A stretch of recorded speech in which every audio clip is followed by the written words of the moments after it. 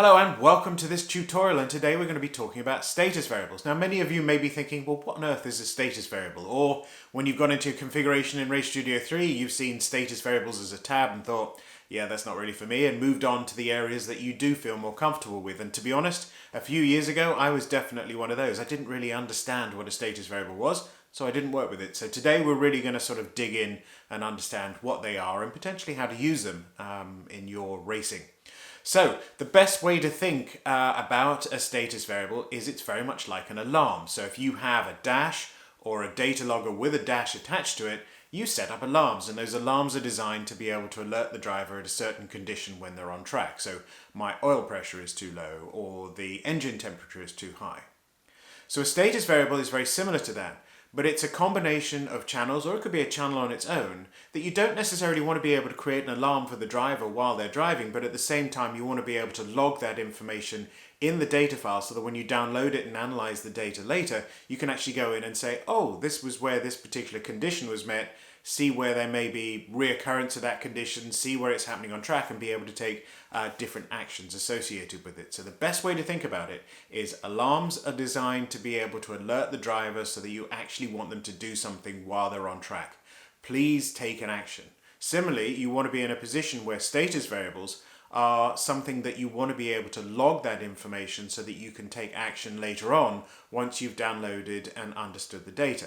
Now, many of you may be saying, well, I can actually go into the data and find out where the RPMs may have been peaking, or I can find out where the oil pressure is too low, or I can find out, for example, engine temperature. All this information that we've looked at with vehicle health, and I've looked at it with many of you in tutorials before. But the beauty of a status variable is that it doesn't just have to be one channel. You can combine channels together to be able to create a scenario that you want to be able to look at. And so, for example, you may want to be in a position to say, not only do I want to be able to see on track where the oil pressure gets low, but I also want to see where the oil pressure is low combined with where the RPMs are high. And I want you to be able to create a marker in the data that allows me to be able to see that every time I download the data, to be if there's something that I can do to be able to change that, be able to address that as I configure or set up my vehicle as well. So have a look at the demonstration. I'd love to know what your comments are in the box below, and enjoy this tutorial.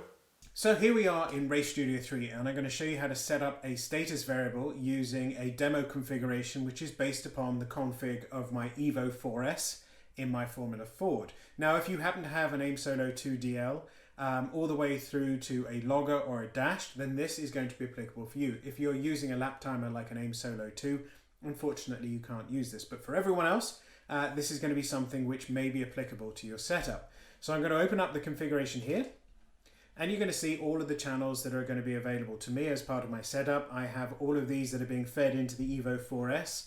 And I also have an ECU stream, which on my car actually brings in tyre temperatures and pressures. So these are all the channels that I have, which I can use to be able to create these status variables.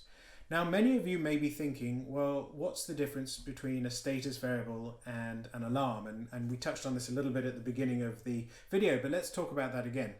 An alarm is something which you set up, which will give you, as you're driving on track on the dash, an alert that tells you that a certain condition is happening.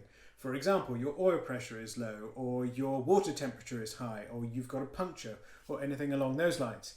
Whereas a status variable allows you to be able to create a variable or a condition that will then be logged in the data file that will allow you at a later date to be able to analyze that information, to be able to understand what's happening without necessarily creating an alert or an alarm for the driver. This is something that's really useful if you want to be able to look at that information at a later date and have a historical log of what's happening in terms of that variable and the status of that variable at a given time. And so let me explain that with some practical examples. So I'm going to click on status variables, and this is what you'll see when it appears here, because it's asking you to set up the first status variable that is there. And we're going to use oil pressure as a practical example today, but this could be applicable to variables that you want to be able to log in your car as well. But for me, I started using these because I wanted to be able to understand where the oil pressure was low in my vehicle, but not necessarily where it was low enough that it would create an alarm or an alert for the driver in relation to their driving on track. Because the only time you really want to alert the driver is if you want them to do something different while they're racing. That's ultimately the goal of an alarm in the car, is stop the car or change the way you're driving if you wanted to be able to, for example, cool the engine, such as ducking out of the draft to be able to cool it down.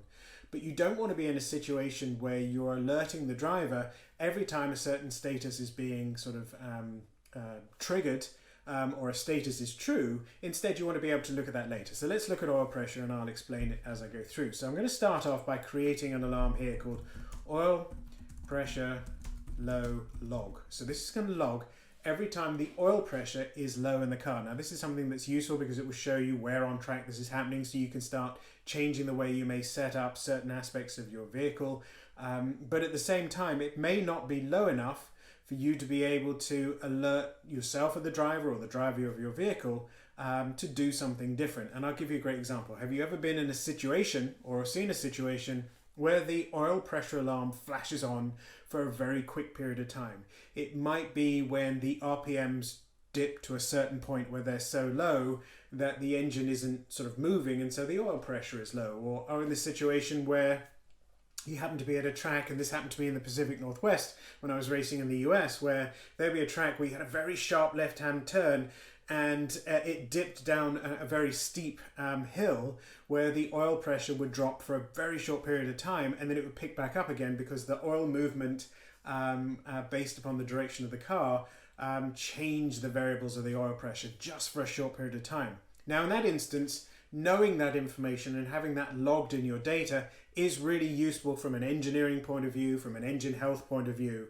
But to create a huge alert on the dash that says, hey driver, oil pressure's low, which creates a distraction from driving, which is the last thing you want when you're concentrating on racing or driving, is something which is really important to have. So this is where status variables become hugely useful. So in this instance, oil pressure low, in the log of that, I'm going to have that. I'm going to click here. I don't need it 50 times a second. I'm going to click on 10 Hertz, and I'm going to then click on this button here. This is the most important button for a status variable, which differentiates it from an alarm, is you can click on add to the device log channel, and then you can just go in and set up your variables. So this first one is the oil pressure is low and a log of that. So we're just going to go and find the oil pressure channel, which is here.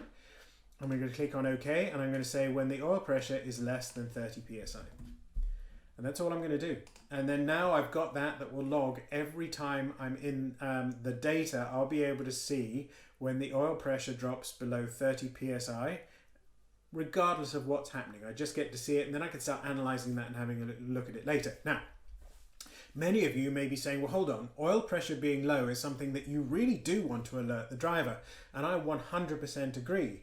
But at the same time, we want to alert the driver when it has something which we want the driver to be able to do or to be aware of. And so that's a scenario where if the oil pressure is low and we want you to stop, then there may be other variables which are important to be able to have a look at that. And so I'm going to add a second status variable, which I will then later on show how you can turn into an alarm. So what I'm going to do is I'm going to click on add new variable, and this time I'm going to say oil pressure low alarm, which I can't fit it all in because I've reached the maximum of limited space here, but that's okay. I'm going to change this and just say oil pressure, like that.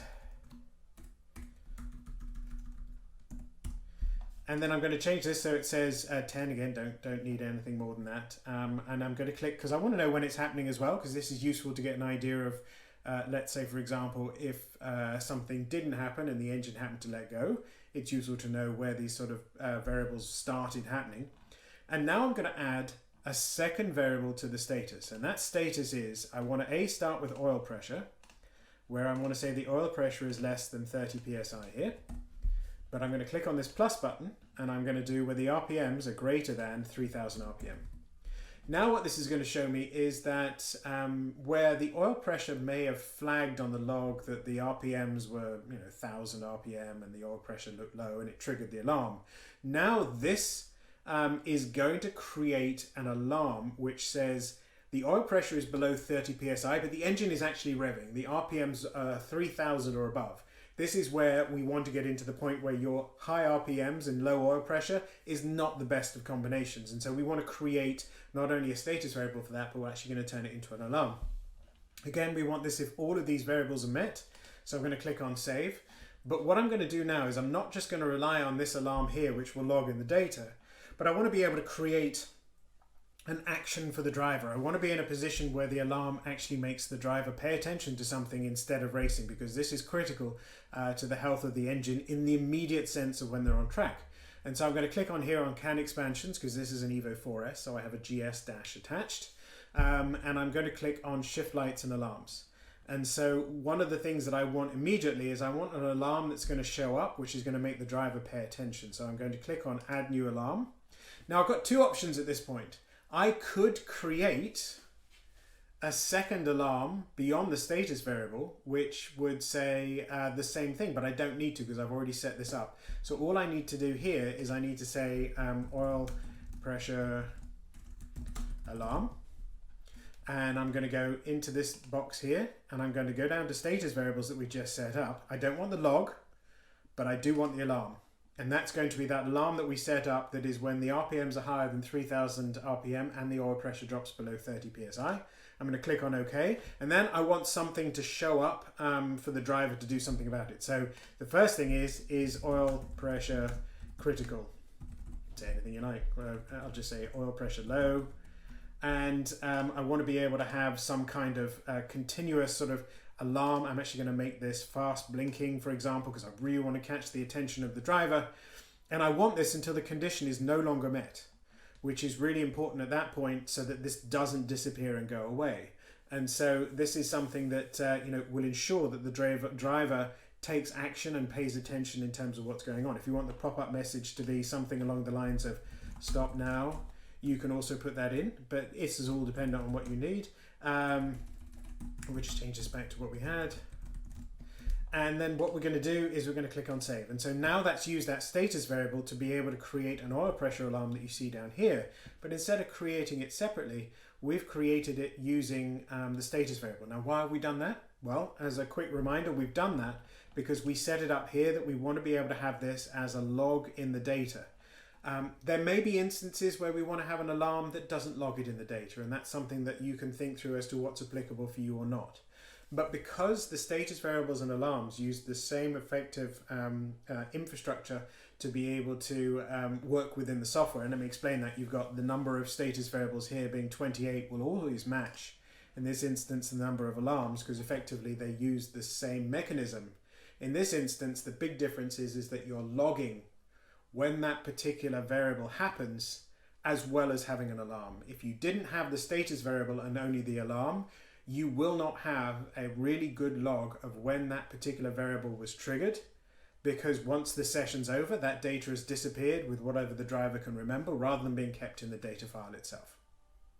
So there you go. Those are the status variables that you can set up in your Race Studio 3 to be able to monitor and measure different types of scenario that's in your car. Now, I actually like using status variable for alarms as well as just logging data, and that's because I like the status variable interface for being able to adjust the variables of the alarm without having to scroll through the list of alarms that I have set up in my vehicle. So that's my personal preference. Hopefully it's something that you may start looking at and thinking, oh, I can potentially apply and use this type of information as well. So if you like this video, please give it a thumbs up. It would be wonderful if you could subscribe. If you didn't like it, also great. Let me know in the comments box below what we could do differently and what we could do better. Plus, if there's anything else you'd like to learn about or you'd like to hear about, please let me know as well in that comments box below. All it leaves me to do is to say thank you very much for watching this video.